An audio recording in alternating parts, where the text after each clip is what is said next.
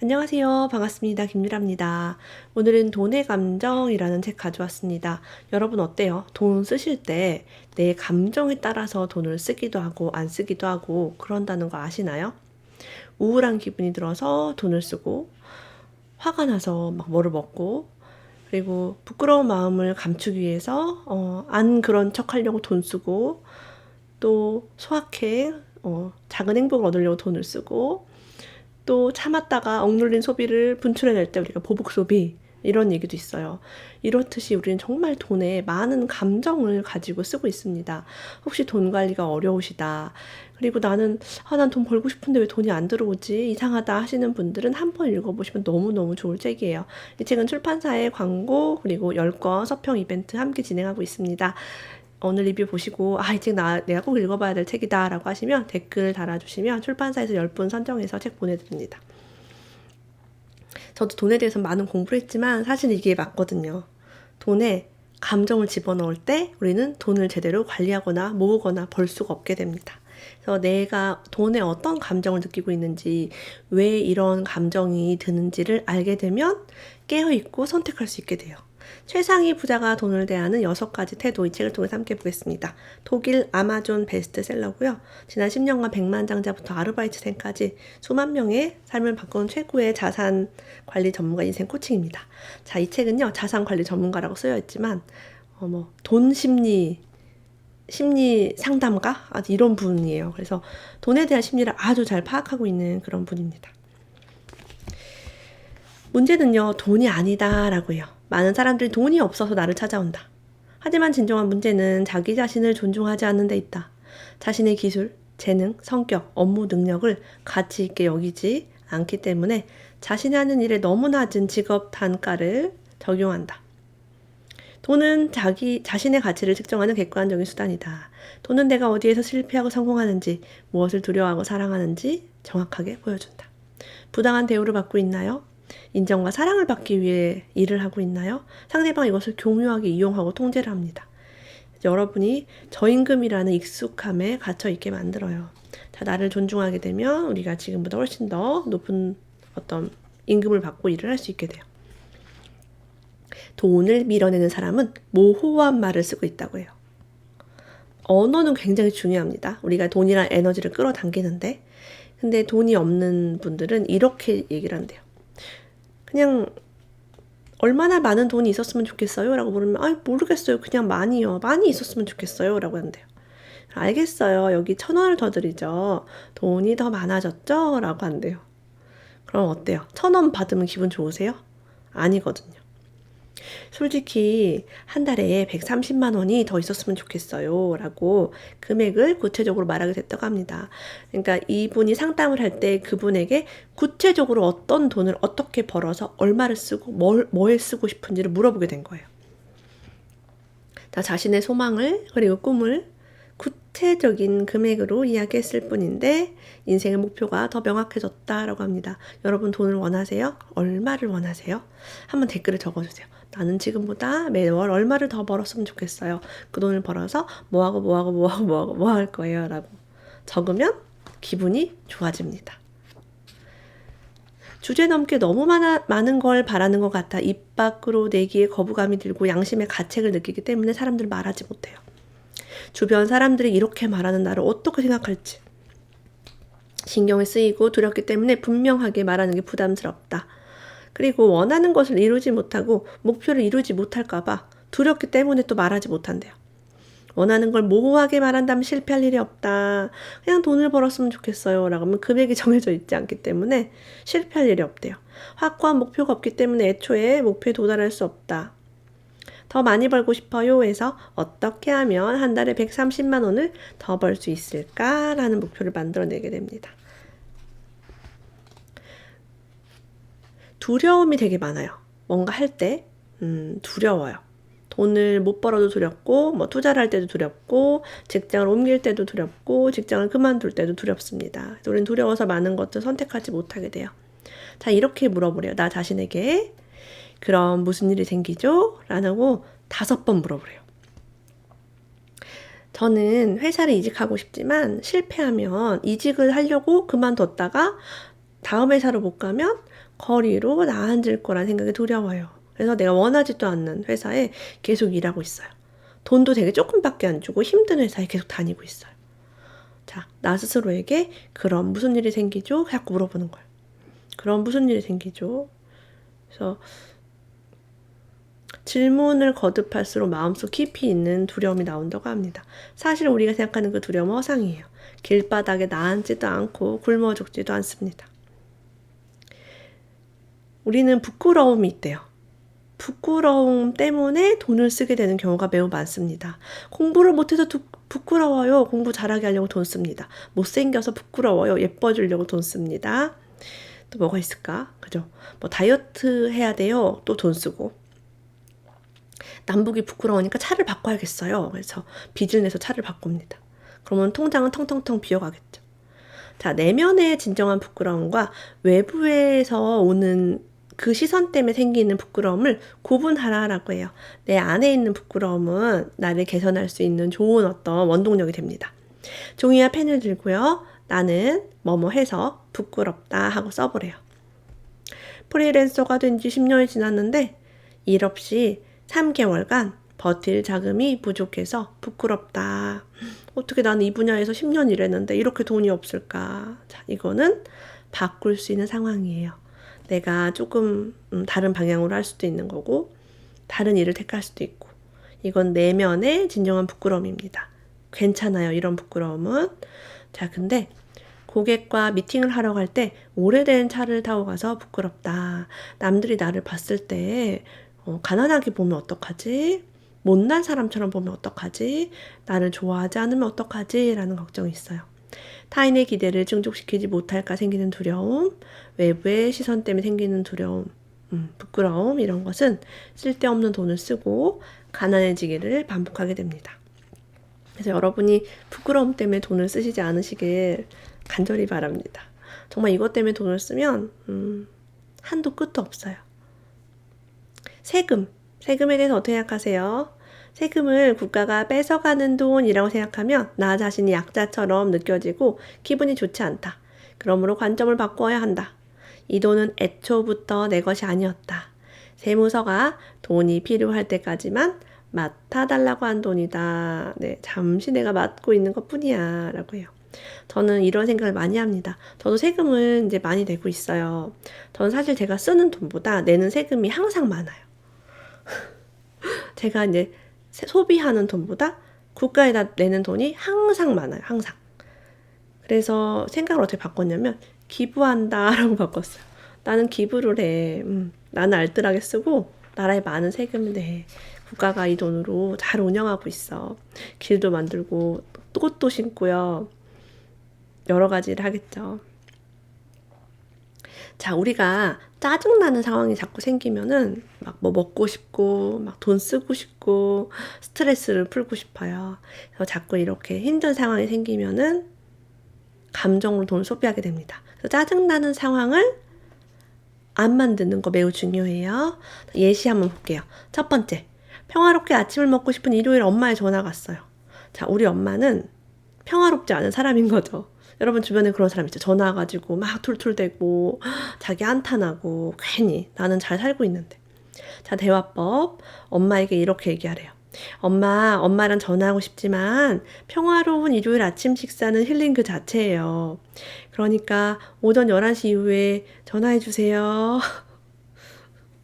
두 번째, 이메일을 보내고 이메일을 보낸 다음에 3초 후에 전화를 걸어서 이메일 받았냐고 묻는 동료가 있대요. 당연히 받았을 리가 없죠. 나의 시간을 너무 단절하는 이런 연락들 싫죠.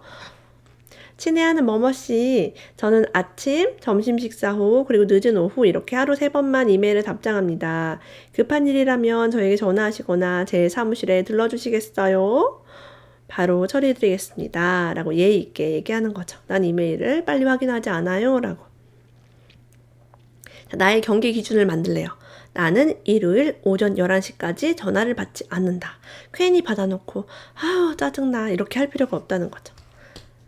시간이 날 때만 이메일을 회신한다. 이게 나한테 주는 원칙이에요. 근데 지금 전화 받지 않는다, 이메일 회신한다가 이 책에 써있는 예시인데 저 또한 이메일을 잘 확인하지 않고요. 전화를 잘 받지 않습니다.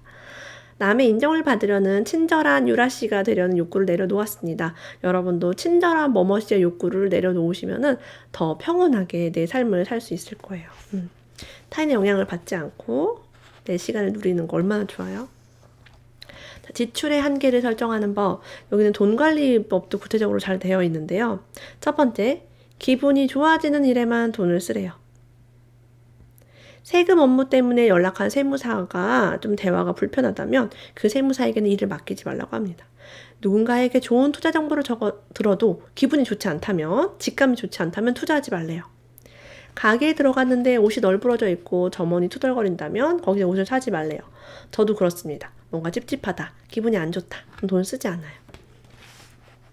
우울할 때 술 퍼먹지 말아야 합니다. 우울해, 술 퍼먹어야겠어, 막 이런 거 있죠. 그런 거 되게 중요하죠. 부족한 감정이 들어서 돈을 벌면 점점 부족한 감정이 심화된다. 들어오는 돈이 나쁘게 느껴지면 무의식적으로 나쁜 감정을 빨리 없애려고 어떻게든 돈을 쓰게 된다. 부정적인 상태에서는 돈을 벌어봐야 그 감정이 심화돼요. 비도덕적인 일을 해서 받은 돈으로는 중요한 물건을 사지 않을 것이다. 그 물건을 볼 때마다 굴욕적인 순간이 떠오를 것이기 때문이다. 그래서 여러분 뭔가 찝찝하게 뭐 돈을 벌었다. 뭔가 불쾌하게 일을 하면서 돈을 벌었다. 막 짜증나 이러면서 돈을 벌잖아요. 그러면 그거를 빨리 이렇게 막 다 써버리고 안 보이게 하고 싶은 거예요. 그래서 그런 말 있죠, 우리가. 주운 돈은 뭐 빨리 써라 막 이런 거 있잖아요. 안 보이게 막. 부족한 감정은 부족한 현실을 창조합니다. 그래서 어떠한 사람의 말이 중요한 게 아니라 현실이 중요해요. 여러분의 감정, 무의식의 감정, 그 이면이 어떻게 현실로 드러나는지 한번 살펴보세요. 풍요로운 감정을 가져야지 풍족한 현실이 창조됩니다. 풍족한 통장이 창조됩니다. 여러분, 돈 얼마나 벌고 싶으세요? 한번 금액을 설정해 보시겠어요? 나는 한 달에 얼마 벌면 너무 좋겠다. 100만 원, 200만 원, 300만 원 점점 이렇게 늘려볼 수 있겠죠? 이미 어느 정도 수입이 있으시다면 그거 이상으로 설정할 수 있어요. 자, 900만 원, 1000만 원, 2000만 원, 5000만 원. 이 책에 그렇게 예시가 써 있습니다. 자, 어느 지점부터 읽기가 고통스럽고 말도 안 된다고 느껴지는가? 그 지점에 도달하면 불쾌한 감정을 한쪽으로 밀어두지 말고 좀 더 자세히 들여다보자. 어떤 생각 때문에 이상한 기분이 드는가? 돈을 잘 버는 사람들에게는 어떤 편견이 있길래 많은 돈에 거부감이 드는가? 자, 예를 들면 나는 1000만 원 하면 참 느낌이 좋은데 2000만 원 하면 한다고 생각해 보세요. 연봉으로 치면 2억 4천 정도 되겠죠? 자, 2천만 원에 뭔가 말도 안 돼. 어떻게 한 달에 2천을 벌어? 라는 생각이 있다면 여러 가지 맥락이 있겠지만 내가 그럴 자격이 있겠어? 이런 거. 그죠? 정당한 방법으로 벌 수 있겠어? 뭐 사기쳐야 되는 거 아니야? 이런 생각이 올라올 수도 있어요.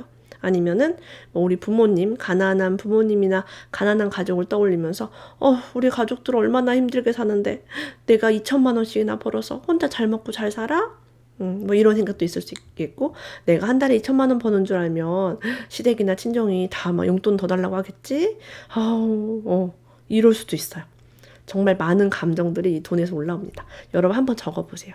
그것들이 여러분이 돈을 많이 버는데 이제 막고 있는 저항이에요. 혹은 2천만 원 벌려면 뼈 빠지게 일해야겠지? 쉬지 말고 일해야 될 거야. 나는 우리 아이들을 돌볼 수 없을 거야. 남편과 사이 좋을 수 없을 거야. 뭐 이런 것들도 막 들어갑니다. 자, 나보다 돈을 많이 벌고 행복하고 친절하고 남을 배려하는 사람만 아는가? 그 롤모델을 찾으란 얘기입니다. 돈을 더 많이 벌 수 있다고 믿으면 인생에서 어떤 긍정적인 변화가 생길까? 좋은 걸 보는 거예요. 돈을 많이 벌면 뭐가 좋을까? 그걸 보는 거죠. 모든 사람은 돈에 대한 편견이 있다는 걸 잊지 말자.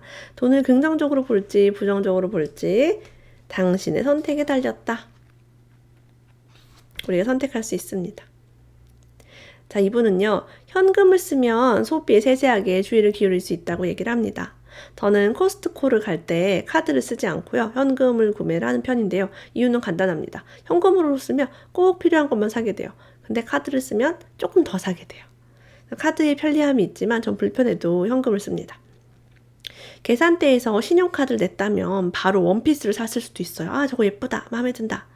하지만 현금으로 내다 보니 지금 꼭 필요하지도 않은 걸 사려고 손에 있는 내 돈 28달러를 내는 게 너무 터무니없이 느껴졌대요.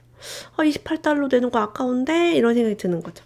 신용카드로 샀다면 깨달을 수 없습니다. 어린아이를 키우고 있는 부모님이 계시다면 외출하실 때 신용카드보다는 현금 10,000원, 5,000원 이렇게 들고 나가면 좋아요. 그래서 아이들에게 아이가 엄마 아이스크림 사줘 이럴 때 현금을 내고 거스름돈을 받는 걸 보여주시면 좋아요. 저는 이걸 되게 많이 했어요. 동네 나가가지고 붕어빵도 사주고 아이스크림 사주고 오뎅도 사주고 할 때 늘 현금을 이용했습니다. 그래서 엄마가 얼마를 쓰고 얼마를 남겼다는 거 그리고 이제 그 안에서 지출을 해야만 한다는 것을 아이들이 잘 알고 있죠. 지금도 아이들은 비싼 것을 사달라고 하거나 돈을 많이 쓰는 데에 관심이 없습니다. 자, 우리가 이 책의 제목이 돈의 감정이잖아요. 돈의 감정에 대해서 많이 나와 있어요. 일반적으로 화가 나면 매운 음식을 찾는다고 합니다. 그죠? 저도 그래요. 우울하거나 슬플 때 달콤한 음식을 찾는 경향이 있어요. 초콜릿 이런 것도 먹고 케이크도 먹고. 특정한 감정을 상쇄하기 위한 보상 심리로 음식을 먹는 것입니다. 그 감정이 해결된 것이 아니에요. 그냥 눌러놓는 거예요. 야, 이거 먹고 조용히 있어. 이런 거죠. 부정적인 감정을 제어하지 못해서 사람들이 다이어트에 늘 실패합니다. 부정적인 감정을 점진적으로 없앤다면 체중을 자연스럽게 줄일 수 있어요. 자, 감정을 세심히 살펴본다면 기분에 따라 돈을 함부로 쓰는 일도 없습니다. 현명하게 수입과 지출을 관리할 수 있어요. 여러분, 청소와 빨래 하면서 기분 나빠하지 마세요. 아이고 힘들어. 내가 이렇게 치웠는데 어질르네. 아이고 빨래하기 힘들어. 지겨워. 내가 무슨 하녀야? 이러면서 저는 집안일을 많이 하지 않습니다. 집안일을 최소한 하는 것이 저를 기분 좋게 하는 방법이거든요. 힘들게 일하면 꼭 많이 먹게 되고 스트레스 받고 애들한테 화내게 되고 그렇더라고요. 자, 학원 많이 해보셨어요? 부자 되는 학원, 돈 들어오는 학원 해봤는데 잘 안 되는 이유가 있습니다. 특히 타인에게 하는 학원이 통하지 않는데요. 남한테 하는 학원 같은 것도 통하지 않습니다. 집안 곳곳에 나는 부자고 아름다우며 성공했다. 이런 메모지를 붙이고 매일 아침 3번 나 자신에게 말할 수는 있겠지만 이런 생각이 나에게서 나오지 않으면 몸은 생각을 믿지 않는다고 해요. 나는 가난하고 못생겼는데 아무것도 할 줄 몰라 라고 나의 무의식 차원에서 생각하고 있다면 이 생각에 일치하는 감정을 만들어내고 뇌는 다시 그런 방향으로 생각을 자극해요. 그래서 나는 가난하고 못생겼잖아. 아무것도 할 줄 모르잖아. 근데 말만 나는 부자고 아름다우며 성공했다. 그래서 나는 언제 아름다워지고 언제 성공해? 왜 이 말 하는데 왜 안 돼? 이러고 있는 거죠. 그래서 내가 믿는 학원을 해야 합니다. 내가 믿지 않는 학원을 할 필요가 없어요. 남이 이 학원 하면 좋아요. 따라할 필요가 없어요. 특히 두려움을 덮는 긍정 학원은 정말 위험합니다. 두려움이 덮이지가 않아요. 화가 난다고 매운 거 먹는다고 그 화가 사라져요? 화는 다른 방법으로 이제 없애야죠.